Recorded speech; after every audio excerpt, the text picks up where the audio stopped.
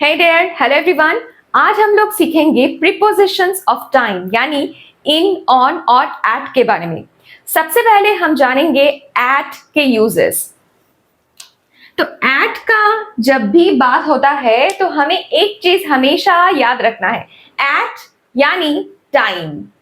Eight का use हमेशा time से पहले होता है। क्लॉक टाइम यानी घड़ी में जो भी टाइम होता है, चाहे वो 3 बजे हो, 9 बजे हो, कुछ भी टाइम हो, उससे पहले हम हमेशा एट लगाते हैं। जैसे कि एट 9 o'clock, एट 3 o'clock।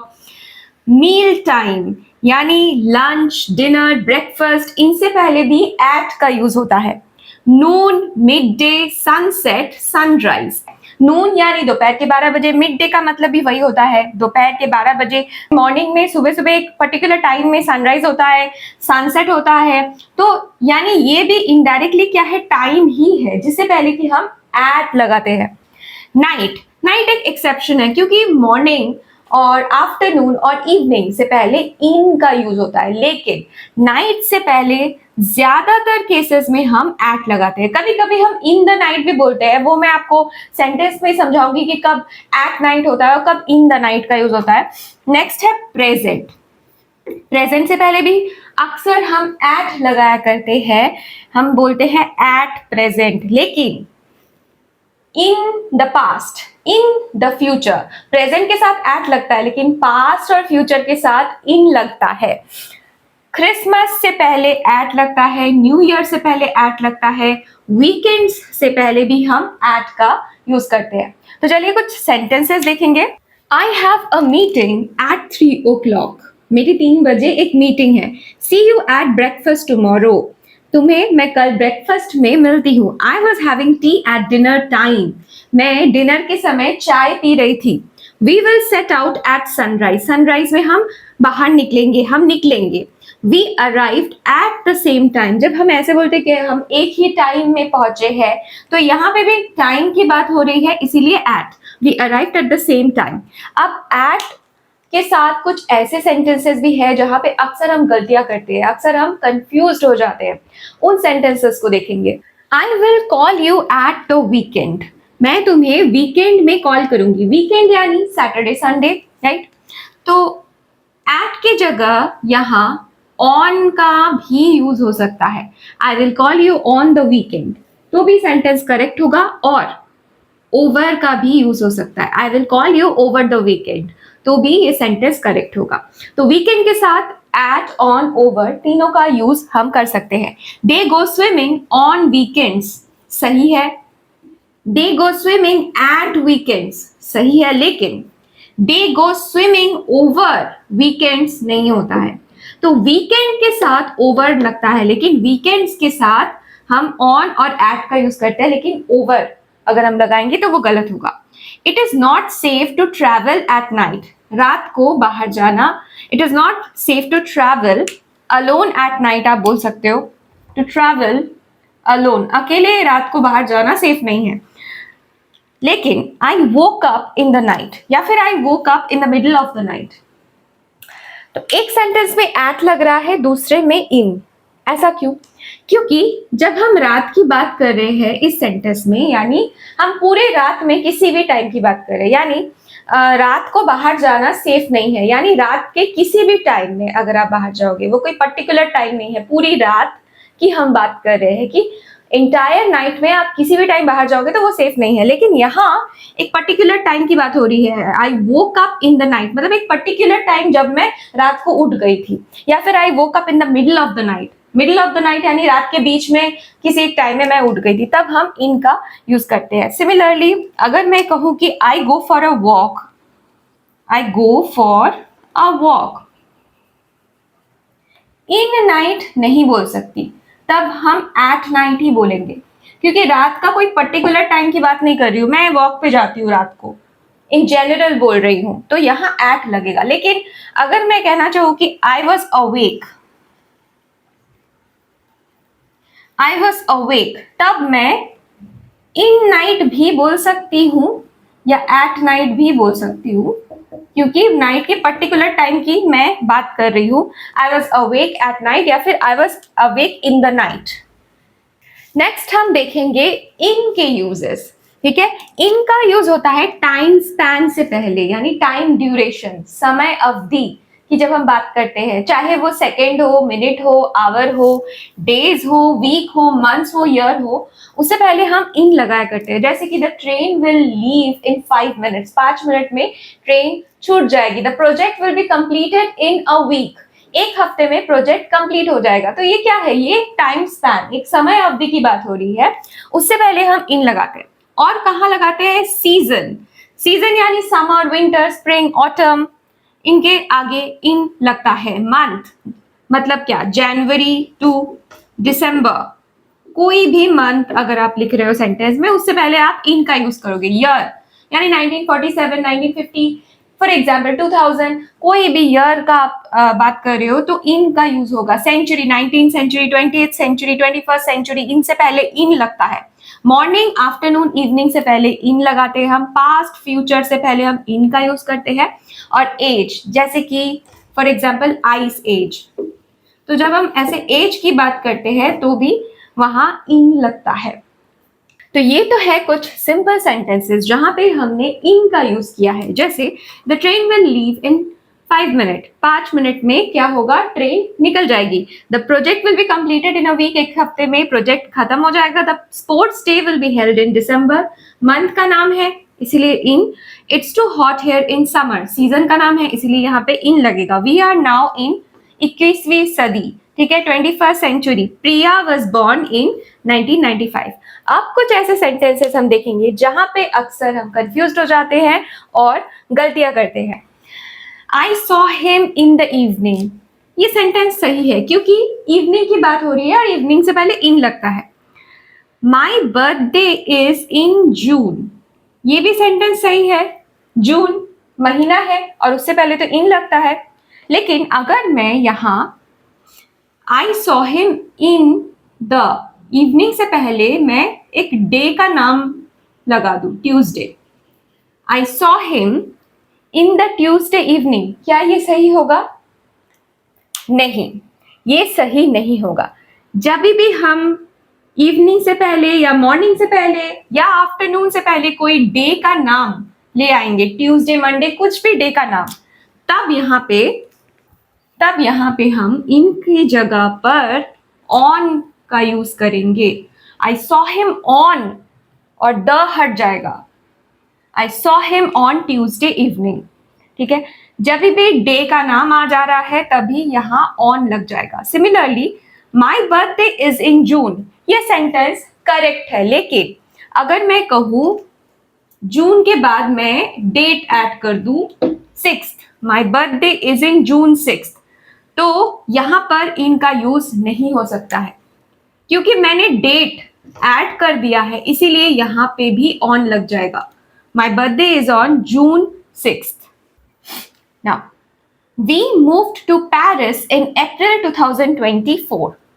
अप्रैल महीने का नाम है, ठीक है, 2024 ईयर, ठीक है, तो मंथ और ईयर से पहले इन लगता है, हमें पता है। लेकिन अगर मैं यहां डेट ऐड कर दूं, in 25th April, we move to Paris 25th April 2024, तब यहां इन नहीं लग सकता है क्योंकि मैंने डेट ऐड कर दिया है, इसीलिए on. We move to Paris on 25th April 2024। तो जब भी सेंटेंस में डे या फिर डेट आ जाता है तब इनकी जगह पर हम ऑन का यूज करते हैं। वी मेट, अब देखो, we met on a lovely spring afternoon. अब यहाँ पे तो स्प्रिंग एक सीजन है, आफ्टरनून उससे पहले भी हम इन लगाते हैं, तो यहाँ पे क्यों ऑन का यूज हुआ है? इस सेंटेंस में ना तो मैंने कोई डे या फिर ना तो कोई डेट मैंने डाला है, फिर भी यहाँ पे ऑन ही लगेगा, क्यों? We met on a lovely spring afternoon. अब यहाँ एक पर्टिकुलर ओकेजन की बात हो रही है, एक पर्टिकुलर ऐसे ओकेजन की जहां पे हम मिले थे। तो जब भी एक पर्टिकुलर ओकेजन की बात हो रही है, एक स्पेशल ओकेजन की बात हम कर रहे हैं, तब हम ऑन का यूज करते हैं। जैसे देखो, he propose to me on a beautiful summer evening, तो उसने मुझे प्रपोज किया था, ये भी एक पर्टिकुलर स्पेशल ओकेजन है, इसीलिए यहाँ ऑन का यूज होगा। The train left on the morning of 10th of January, यहाँ तो डेट भी मेंशन हो गया है 10th, 10th of January, और ये भी एक पर्टिकुलर ओकेजन है, 10 तारीख को ट्रेन छूटी थी, इसीलिए यहां पे भी हमने ऑन यूज किया है। प्रेजेंट के साथ हम एट और इन दोनों का ही यूज करते हैं। ज्यादातर केसेस में प्रेजेंट के पहले एट ही लगता है। इन कभी कभार हम यूज करते हैं, कुछ केसेस पर्टिकुलर कुछ सेंटेंसेस होते हैं जहां पे इन लगता है। तो सबसे पहले एट का यूज देखेंगे। There are no flights available at present. Presently अभी कोई फ्लाइट्स अवेलेबल नहीं है। इन का use, forget the past and start living in the present। तो अतीत को भूलो और अपने आज में जियो। live in the present, तो ऐसे सेंटेंसेस में हम कई बार इन का यूज करते हैं। इसकी जगह at present भी हम बोल सकते थे, लेकिन यहाँ there are no flights available in present बोलेंगे तो वो गलत होगा, ठीक है। तो इन का यूज द के साथ होता है प्रेजेंट से पहले, और कुछ पर्टिकुलर केसेस में हम इनका यूज करते हैं। ज्यादातर केसेस में प्रेजेंट से पहले एट ही लगता है, लेकिन पास्ट और फ्यूचर से पहले कभी एट का यूज नहीं करते हैं हम। पास्ट और फ्यूचर से पहले हमेशा इन का ही यूज होता है। जैसे I use to go there in the past, मैं वहां पास्ट में मैं वहां जाया करती थी। Please be more careful in the future, future में थोड़ा केयरफुल रहना है तुमको। Please be more careful in the future, या फिर यहाँ पे इन फ्यूचर भी हो सकता है, वो सही होगा। ऑन का यूज होता है डेज और डेट्स के साथ। D for day, D for dates. तो ऑन का यूज हम करते हैं मंडे से लेकर संडे तक। कोई भी अगर हम डे का नाम यूज कर रहे हैं सेंटेंस में, या फिर किसी डेट का यूज कर रहे हैं, तब स्पेशल डेज जैसे कि बर्थडे, एनिवर्सरी में जब हम किसी को विश करते हैं, या फिर बर्थडे एनिवर्सरी के बारे में बात हो रही है, स्पेशल डेज के बारे में बात हो रही है, तब भी सेंटेंस में ऑन लगता है। क्रिसमस डे, एट क्रिसमस लेकिन ऑन क्रिसमस डे, क्योंकि यहाँ पे डे है इसीलिए ऑन का यूज होगा। On New Year's Eve, on the day of Diwali, हम ऐसे बोलते हैं क्योंकि डे, जब भी सेंटेंस में डे आ रहा है तो ऑन लगेगा। On the day of Diwali, यहाँ एट या फिर इन का यूज हम नहीं कर सकते हैं। वीकेंड से पहले भी हम ऑन लगाया करते हैं, right. My good wishes on the 20th anniversary of your marriage. My birthday is on 6th मार्च या फिर March 6, यानी मंथ का नाम पहले भी हो तो भी ऑन यूज होगा, डेट का नाम पहले आए, मंथ का नाम बाद में आए तो भी ऑन का ही यूज होगा। I usually go swimming on Sunday mornings. The shop will remain closed on Independence Day. We will have a party on Christmas Eve. अब हम on time और in time के बीच के फर्क को समझेंगे। On time यानी punctual, यानी scheduled time में जब कोई काम होता है, expected time में जब कोई काम होता है, तब हम कहते हैं on time। और in time यानी जब किसी काम कोई एक टाइम है उससे पहले ही हम वहां पहुंच जाते हैं ताकि कोई नेगेटिव कंसिक्वेंसेस ना हो। Arriving early enough to avoid any negative consequences. Sentence से अच्छे से समझ में आएगा। Please be on time for the meeting. Meeting में प्लीज टाइम से आना, यानी जो शेड्यूल टाइम है मीटिंग का उसी टाइम में आना। यानी someone is telling the other person to be punctual। punctual होने के लिए कहा जा रहा है। The train departed on time। Train अपने टाइम से निकली है स्टेशन से। Okay, we reached the station in time। अब एक बात बताओ, अगर हमारा कोई ट्रेन रहता है तो क्या हम एकदम, सोचो हमारा 4 बजे का ट्रेन है, तो क्या हम एकदम 4 बजे ही वहां पहुंचेंगे स्टेशन में? नहीं, हम उससे पहले ही पहुंच जाएंगे। कोई रिस्क नहीं लेना है हमको, क्योंकि अगर हम लेट हो गए तो क्या होगा, ट्रेन छूट भी सकती है। इसीलिए to avoid any negative consequences we arrive early enough at the station. तो इसीलिए यहां क्या होगा, इन का यूज होगा। We reached the station in time.